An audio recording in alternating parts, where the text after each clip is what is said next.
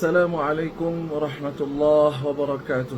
Bismillah wassalatu wassalamu ala Rasulillah wa ala alihi wa sahbihi wa man wala. Alhamdulillah.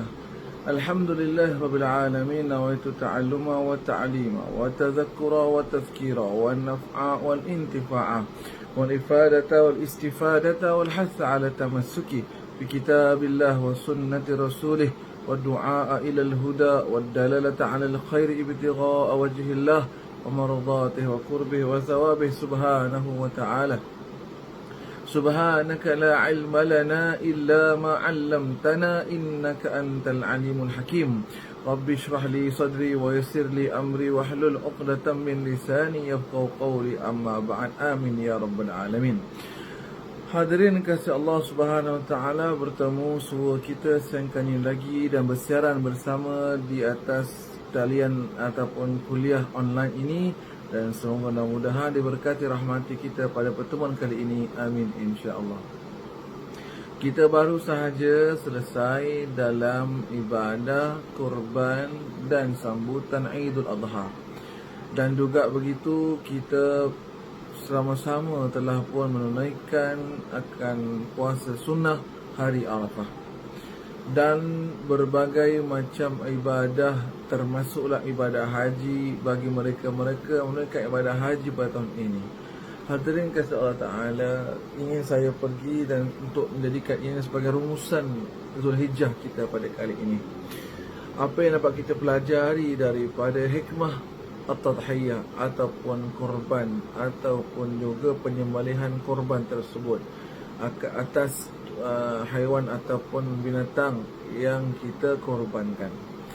Hadirin kasih Allah Ta'ala, hikmah di sebalik dan juga pengajaran di sebalik erti korban atau pengorbanan, yakni mengorbankan sedikit harta kita pada jalan Allah Subhanahu Wa Ta'ala, yakni juga untuk Allah, demi Allah dan kerana Allah. Dan ianya telah pun dipamerkan dan dipertunjukkan sebagai contoh tauladan oleh Sayyidina Khalilullah Ibrahim alaihi salatu wassalam, dan bersama dengan anda putranya Sayyidina Ismail alaihi salam, dan juga ibunda tercintanya Sayyidatina Hajar radhiyallahu anhu arba. Keluarga ini yang kalau kita lihat dan kita amati akan sejarah dan kaitan mereka dengan acara korban kita pada tahun ini ataupun pada saban tahunnya, keluarga ini adalah keluarga contoh. Keluarga ini adalah keluarga yang boleh kita jadikan sebagai modal dan model untuk kita membina, membentuk keluarga kita pada masa kini, di mana setiap di antara mereka itu, daripada ibu, daripada ayah, daripada anaknya, sanggup berkorban untuk Allah, demi Allah, kerana Allah Subhanahu Wa Taala. Sang ibu begitu yakin pada Allah Subhanahu Wa Taala dan ketentuan Allah Subhanahu Wa Taala, dan yang terbaik apa yang telah Allah tentukan buat dirinya, untuk suaminya serta anak putera yang tercintanya. Dan si suami pula begitu sangat yakin dengan Allah Subhanahu Wa Taala, dengan ketentuan Allah Subhanahu Wa Taala dan kebaikan untuk dirinya dan keluarganya ataupun isterinya dan anaknya. Begitulah juga seorang pemuda remaja yang seusia demikian telah pun mencapai ataupun mempunyai keimanan pada Allah Subhanahu Wa Taala yang sebenar-benarnya, keimanan dan ketakwaan dan keyakinan serta kepercayaan pada ketentuan Allah Subhanahu Wa Taala, qada dan qadar Allah Subhanahu Wa Taala. Dan ini menjadi sebagai satu contoh tauladan. Sebagai seorang ibu, hadirin kasih Allah Subhanahu Wa Taala, Sayyidah Hajar menjadi contoh bagi kita, kepada ibu-ibu sekalian, yang mana bahawasanya yakinlah pada Allah Subhanahu Wa Taala dan juga dengan apa yang ditunjukkan, dan serta taatlah kita pada suami kita kerana mentaati Allah Subhanahu Wa Taala. Dalam pada satu kisah yang berkaitan tentang keluarga ini, di mana ketika Sayyidina Ibrahim Khalilullah pada awal-awal ketika baru saja mendapatkan zuriat yang bernama Sayyidina Ismail, membawa ahli keluarganya jauh keluar daripada Palestin, keluar daripada tempat asal mereka dan pergi ke satu tempat yang sangat ulu dan sangat ganjil dan tak biasa untuk mereka berada di situ. Itulah dia padang pasir. Yang mana padang pasir itu asal tapak di mana ianya ada ataupun yang di mana ianya didirikan Kaabah Al-Musharrafah. Dan ketika masa dibawa ke tempat yang sangat usang tersebut dengan kering kontang, tiada sumber air dan sebagainya, lalu Sayyidina Ibrahim menyampaikan pesan ataupun mewasiatkan bahawa beliau akan meninggalkan isteri dan anaknya. Lalu Sayyidina Hajar radhiyallahu anha bertanya, "Ya Ibrahim, adakah ini perintah Allah Subhanahu Wa Taala?" Lalu Sayyidina Ibrahim mengatakan, "Ya, ini perintah Allah Ta'ala." Maka dengan lantas dan dengan spontannya Sayyidina Hajar mengucapkan, "Kalau demikian itu, tinggalkanlah kami dan Allah akan menjaga kami." Allahu Akbar. Hadirin kasih Allah Subhanahu Wa Taala, ini kepercayaan, ketaatan sang isteri pada suaminya yang juga mentaati Allah dan Rasulnya. Dosa itu suka dan sentiasa dan selalu saya ingatkan kepada mempelai kita, kepada pasangan-pasangan kita, khususan kepada isteri-isteri, bahawasanya saya ucapkan dan saya wasiatkan dalam khutbah nikah yang biasa saya bacakan dan saya sampaikan, saya katakan bahawasanya si fulana binti fulan, taatilah bakal suami anda ini selama mana beliau mentaati Allah dan Rasulnya. Jadi hadirin kasih Allah, ibu kasih Allah SWT, selama mana suami kita, ketua rumah tangga imam kita mentaati Allah Rasulnya, maka selain wajib patuhlah kita dan patutlah kita mentaatinya sesuai dengan perintah Allah Subhanahu Wa Taala kepada kita.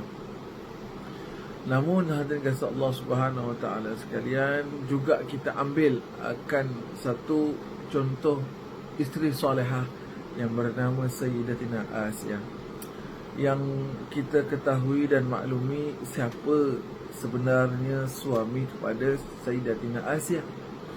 Tak lain dan tak bukan itulah dia Fir'aun, ya, seorang manusia yang zalim, manusia yang terlampau batas ataupun telah melampau batas Allah SWT, hinggakan keluar daripada mulutnya bahawasanya faqala ana rabbukumul a'la, dan akulah Tuhan kamu yang maha agung.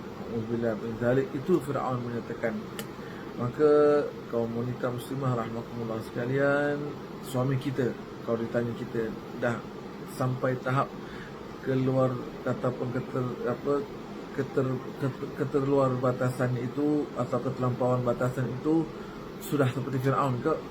So, pasti tidak. Maka masih lagi lah ayat untuk kita mentaatinya. Tetapi diingatkan, andai kalau sudah ada jalan tangan, andai kalau sudah ada dia makan sebagai penderaan, tak kira lah fizikal maupun emosional, maka sudah selayak juga wajibnya sebagai seorang manusia, hak seorang manusia untuk membuatkan laporan. Dan hadirin rahmatullah, sikit lagi rahmatullah, ya, ada saya sentuh dalam bab ini, ada di antara kita, ya, di luar sana yang takut untuk nak buat laporan kerana nanti malukan suami, kerana nanti jatuh maruah suami, nanti mencalar ataupun juga menjatuhkan nama baik suami dan sebagainya. Maka penderaan, penderitaan ditempuhi dan ditelan bulat-bulat begitu sahaja, yang merana, yang tersiksa dirinya sendiri. Kita ambil cara begini dan kita fikirkan cara selain daripada satu aspek ataupun satu sudut. Dengan kita melaporkan ke, boleh saya katakan ini, minta maaf, kejahatan suami itu, keterlampau batasan suami itu, penderaan yang kita dapat dan kita hadapi daripada suami itu, dengan kita melaporkan kepada pihak-pihak yang berwenang dan yang berkuasa, secara tak langsung kita telah mendidik, ajar dan menegur dia. Dengan cara bagaimana? Dengan cara kita memberhentikan tingkah laku salah dia, dengan kita menyedar dan sadarkan dia di atas segala kesilapan kesalahan perbuatan dia. Maka dengan itu, tak lain dan tak bukan, kita telah mencegah akan apa yang kata Allah Ta'ala, amr ma'ruf wa nahy anil munkar, mengajak kepada kebaikan dan mencegah kepada kemungkaran. Subhanallah. Dan ini mungkin dalam sudut dan dalam bab ini terlupa, terlepas pandang kaum ibu-ibu kita di luar sana, para isteri-isteri di luar sana. Maka minta mohonlah bantuan Allah, dan nanti insya-Allah Allah SWT akan membantu kita. Baik. Berbalik daripada kisah sejarah Sayyidatina Hajar, maka Sayyidatina Hajar dan Nabi Allah SWT ditinggalkan oleh suaminya dan meridai akan suaminya. Dan di sini juga ingin saya pesan pada isteri-isteri yang dikasihi rahmat Allah SWT sekalian, apabila sang suami itu keluar pergi bekerja, keluar mencari nafkah, iringilah dia dengan doa-doa kita, dan tak terputus dengan doa, dengan untayan doa kita kepadanya, untuknya, dan semoga selamat pergi hingga dan pulang dengan selamat, insya-Allah. Kadang-kadang tidak kita, kaum isteri kita, sang suami itu baru di depan pintu, belum keluar, baru nak keluar rumah saja dah tanya, abang, bila nak balik ni? Astagfirullah. Orang tu belum keluar lagi, dah tanya bila nak balik. Seminit pun belum sampai masa keluar dia, dah tanya bila nak balik. Kemudian bila kita kata nanti balik nanti, pesan tu nak pesan ni, pesan tu, pesan begini. Oh, Masya Allah, apa keperluan-keperluan yang kita perlukan untuk suami itu beli.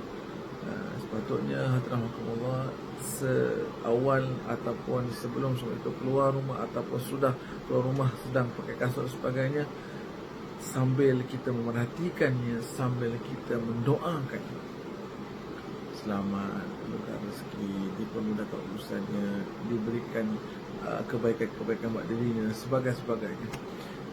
Inilah yang sepatutnya sang isteri itu melakukan akan perkara demikian, dan insya-Allah dengan izin Allah Ta'ala suami itu akan pergi dan pulang dengan selamatnya dengan izin Allah Subhanahu Wa Ta'ala, dan merelakan pemergiannya, dan suami itu keluar di atas keredaan isteri, dan nanti pastilah suami itu juga akan diridai dan serta dilindungi oleh Allah Subhanahu Wa Ta'ala. Begitulah kisah yang dapat kita belajar dan pelajari daripada kisah pengorbanan Sayyidatina Hajar radhiyallahu anha. Pengorbanan seorang suami pula, Nabi Allah Ibrahim AS, yang ingin saya jadikan contoh kepada kita semua, para suami-suami sekalian, bahawasanya menjalankan, mengutamakan syariat dan juga perintah Allah Ta'ala itu yang utama. Maka sebagai seorang suami, ketua rumah tangga, imam pada keluarga, mestilah hendaklah sedaya upaya boleh kita menjalankan, menegakkan perintah syariat Allah Subhanahu Wa Ta'ala, walaupun ianya tidak disukai oleh keluarga kita, kerana itu adalah perintah Allah. Begitu juga berlaku pada keluarga Nabi Allah Ibrahim, meninggalkan anaknya dan isterinya, apatah lagi nak menyembelih anaknya, sudah pasti tak disukai oleh isteri dan anaknya. Malah mungkin kalau tak beriman atau kurang iman, malah dibenci, malah boleh lari. Tetapi ketentuan Allah tetap perlu dijalankan. Sayang sayang, kasih kasih, cinta cinta pada isteri dan anak-anak. Atas dasar cinta, kasih dan sayang kita pada anak-anak dan isteri, itulah kita menjalankan dan mentatbikkan dan juga kita kata apa, mengimplikasikan akan perintah Allah SWT. Kerana minta maaf Allah, ramai di luar sana yang saya lihat kaum suami, kaum bapa kita khususnya tidak dapat dan tidak menang suara dalam untuk menjalankan syariat kepada keluarganya. Anak-anak, gadis perempuannya boleh keluar daripada rumahnya dan disaksikan, diperhatikan dalam keadaan yang tak menutup aurat. Na'udzubillah min dzalik, astagfirullahalazim. Bagaimana kita sebagai seorang suami, bagaimana kita sebagai seorang sebagai seorang ayah, sebagai seorang bapa, boleh merelakan, meredakan dan tega membiarkan anak kita, anak gadis perempuan kita khususnya, keluar daripada rumah mereka atau daripada rumah kita tanpa menutup aurat yang dengan sempurna. Bagaimana kita sebagai seorang suami merelakan, membiarkan, membolehkan isteri kita keluar daripada rumah kita, daripada rumah sama-sama kita tanpa menutup aurat dengan sempurna. Nah, ini nanti kita semua akan dipertanya soal oleh Allah Subhanahu Wa Taala di akhirat kelak sana. Maka hadirin Allah sekalian, ada baiknya untuk kita dipertanya soal dengan soalan-soalan oleh isteri, oleh anak-anak kita, dengan ribuan lah kiranya soalannya. Kenapa kena pakai tudung? Kenapa kena pakai tutup aurat begini? Kenapa kena pakai tutup aurat begitu? Kenapa kena pakai baju ni? Kenapa tak boleh pakai baju tu? Dan sebagainya. Dan kita jawab dengan jawapan yang sebaik-baiknya adalah lebih baik ketimbang banding kita akan dipertanya soal siasat oleh Allah Subhanahu Wa Taala di akhirat. Hadirin kasih Allah Subhanahu Wa Taala sekalian, dan inilah kita takuti dan kita bimbangi di akhirat kelak nanti di hadapan Allah, di padang mahsyar Allah Subhanahu Wa Taala pasti tak akan terjawab, dan seawal itulah juga kita akan dipertanggungjawab di atas apa perbuatan isteri dan anak-anak kita, dan akan dihukum oleh Allah dengan azab nikmatnya. Masya-Allah. Semoga Allah lindungi dan hindari kita daripada azab Allah Taala. Amin. Maka dosa itu hadirin Allah kaum bapa sekalian, para suami rahimakumullah, jalankan tanggungjawab anda sebagai seorang suami dan sebagai seorang ayah atas dasar cinta pada isteri dan anak-anak isteri dan anak-anak gadis kita, khususnya dan anak lelaki juga, kerana memang kasih cinta kita pada Allah Subhanahu Wa Taala. Dan yang ketiga, Sayyidina Ismail sebagai seorang yang saya boleh katakan ikon remaja. Ya, kalau nak dikatakan siapakah ikon remaja yang boleh kita contoh teladani, Nabi Allah Ismail alaihissalatu wassalam. Lihat pada usia yang mudanya sudah mempunyai keimanan yang lengkapnya pada Allah Subhanahu Wa Taala. Apa saja perintah ayahnya, kerana itulah perintah Allah, maka dituruti dan ditaati dan dipatuhi. Dan begitulah patut anak-anak kita hadirin. Ya, perintah Allah Taala menyuruh mereka untuk menyembah Allah, yakni solat. Kita perintah pada dia untuk sembah Allah, yakni solat. Dan kadang-kadang dan kebiasaan dan selalunya mereka akan bertanya, kenapa kena solat? Apa reason kena solat? Apa kaitan saya kena solat dengan saya sedang belajar? Sebagai anak remaja rahmatullah sekalian di luar sana, jadikan saya Ismail contoh tauladan anda, wahai anak-anak remaja rahmatullah sekalian, yang beriman, yakin pada Allah Ta'ala dan mentaati ibu ayahnya. Perintah ibu ayah dituruti kerana itu adalah sebagai perintah Allah SWT. Makanya kalau ada anda, ibu ayah kita, para remaja sekalian, suruh perintah kita untuk solat, untuk puasa, untuk melakukan ibadat itu, ini dan sebagainya, maka taatilah mereka, kerana itu adalah merupakan perintah Allah dan Rasulnya. Seperti mana Sayyidina Ismail tidak ada alasan, tidak ada persoalan, tidak ada dolak daliknya, tidak ada apa kita katakan segala perkara-perkara yang nak dielak daripada melakukan syariat tersebut, langsung sahaja ditaati dan juga dipatuhi dan didengari. Dan inilah dia ikon remaja kita Sayyidina Ismail alaihissalatu wassalam, yang insya-Allah dengan izin Allah Taala, yang saya yakin pasti andai kalau anak-anak remaja kita, putera dan puteri kita dapat boleh mencontohi keimanan, kejituan, kekentalan keimanan, ketakwaan Sayyidina Ismail alaihissalatu wassalam, makanya saya yakin pasti anak-anak remaja kita ini boleh menjadi sebagai anak-anak remaja yang cemerlang, gemilang, lagi terbilang, beriman pada Allah Subhanahu Wa Taala, juga seperti mana kita mengambil dari keberkatan surah Al-Kahfi yang mana Allah mengatakan innahum fityatun amanu bi rabbihim wa zidnahum huda. Tentang Ashabul Kahfi 7 ataupun 8 ataupun dia mengatakan lebih kurang daripada angka jumlah Ashabul Kahfi itu yang mereka itu adalah fityatun amanu, mereka itu adalah anak-anak muda yang beriman pada Allah Taala bi rabbihim wa zidnahum huda, dan kami, yakni Allah Ta'ala, tambahkan akan hidayah petunjuk kepada mereka. Allahumma ja'alna minhum. Ya Allah, jadikan anak-anak remaja kami anak-anak remaja yang saleh dan soleha, anak remaja yang mentaati Allah Rasulnya dan mentaati ibu ayahnya serta mencintai Allah dan Rasulnya. Dan jadikanlah dan peliharalah anak-anak kami dan anak-anak remaja kami agar dapat senantiasa berada di atas landasan yang diberkati, dirahmati, direstui, dilindungi, dipeliharai dan diridai olehmu, wahai Rabbi, ya Allah, ya Rabbal Alamin.